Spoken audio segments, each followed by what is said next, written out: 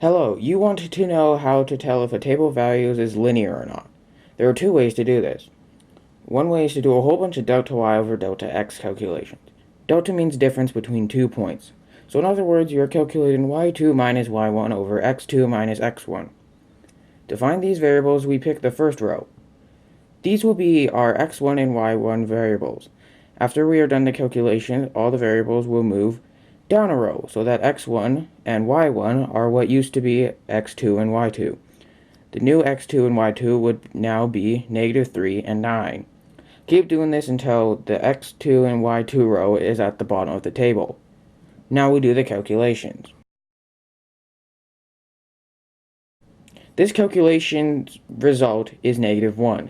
The table values will only be linear if all the calculation results are the same as this number. I've done all the calculations, and as you can see, all of them are equivalent to -1, which means the table is linear. That's a lot of work, especially if your table has 100 values. We need a shorter way. Thankfully, there is a short way. You can plot these points on a Cartesian plane. The number in the x column will be your x-axis, and the one in the y will be your y-axis. Once you finish plotting your points, use a ruler to see if you can draw a straight line through all the points. If you can do this, that means the table values is linear. Since we know that the table values is linear, we can find the equation of the line.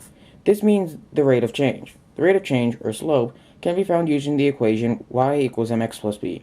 This may seem confusion at first because you don't know what all the letters mean. The y and x variables are the values in the table, so all we need to find are m and b.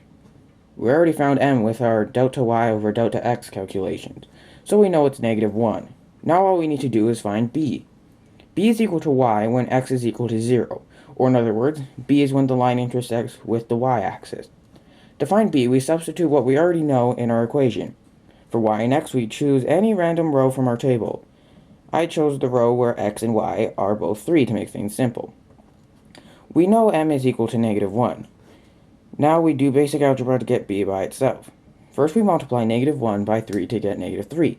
Then we subtract -3 from both sides to get b by itself. 6 equals b, so the equation of the line is y equals -1x plus b. Thanks for watching.